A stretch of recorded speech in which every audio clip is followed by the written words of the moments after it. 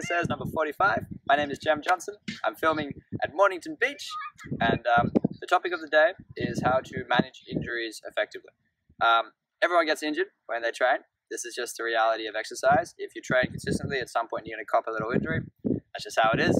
Back when I was doing karate, we used to say that if you go to the beach, like I am now, you're going to get sand in your bum. That's how it is. If you do exercise or if you do a martial art, you're going to get an injury at some point. So the first step is just to accept that, and then to take clever, active measures to reduce the chance of injury and to reduce the severity of injury. So the first step is a warm-up. I guess the most common injuries that can occur with exercise is things like pulling a muscle or tearing a muscle, which is pretty bad, hurting a joint, commonly you roll ankles, and crushing fingers in between weights. That last one, not much advice I can offer, just pay attention. I've crushed my finger between weight plates so many times and it hurts like hell, but you just got to pay attention and be aware of it and be really careful, because when we're working with heavy weights, we're going to pinch fingers and that hurts. So pay attention whenever you're moving weights, especially when you're not actually doing the exercise, when you're just putting weight plates away, for example. That's often when injuries happen, when you're not paying attention and you're not thinking about the task at hand. So that's the time to always be attentive.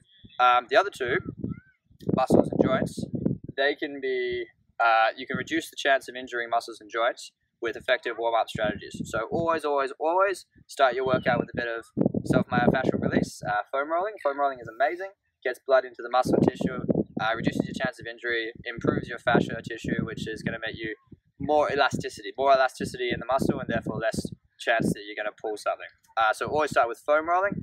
I do a lot of self-massage, either with a rolling stick or a rolling ball, or like one of the big long foam rollers. Ideally rumble rollers that have notches in them, they're ideal. After foam rolling, one should always do some mobilization drills. So dynamic stretches. You want to do static stretching after exercise. Static stretching before exercise actually increases the chance of injury. But dynamic stretches where you like roll your shoulders around, for example. Yeah, shoulder rotations. That's a really good example of a dynamic stretch which increases blood flow and, more importantly, synovial fluid. You're trying to get synovial fluid into the joint capsule. So always start with dynamic stretching after your foam rolling, and then some neuromuscular activators, which sort of require a bit of tutelage. You need someone like a PT to teach you how to do them. But basically, they're just total body exercises that get your whole body moving and create a link between your upper and lower bodies. So a good example might be seal jacks or star jumps. Also, if you do cop an injury, which is probably going to happen at some point, the old method for dealing with it was RICER, rest, ice, compression, elevation, and referral. And that's sort of what everyone usually goes for. They say just RICER, just ice it, just always elevate the leg and always try to protect the limb that you've hurt. But that method has somewhat been discounted. The man who invented it, Dr. Gabe Merkin, he recently sort of came out and said that the acronym that he invented 36 years ago, he admits, is not that effective for injury management.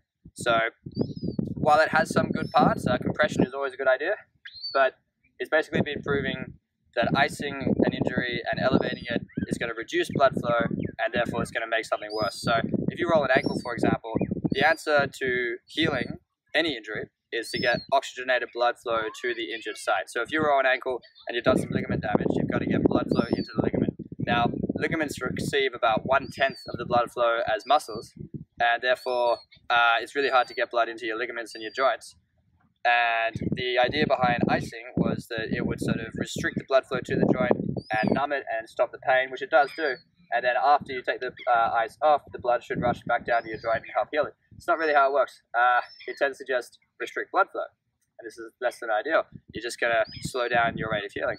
So a better method is MEAT. MEAT is sort of what people are now suggesting. It's an acronym that stands for movement, exercise, analgesics, which just means painkillers, and then treatment. So the better modern method for injury management is to first move. If you've copped an ankle injury, don't isolate it, don't rest it. You want to try to keep moving the joint as soon as you can.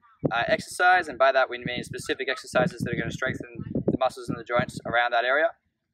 Then analgesics, which just is painkillers. We're talking not like anti-inflammatories. They tend to slow down healing as well, but specific pain-killing medication like codeine can be helpful. And you only really need that if you're in severe pain. If not, you're better off avoiding it. And finally, treatment. Always best to refer to an expert, especially if the injury is not going away.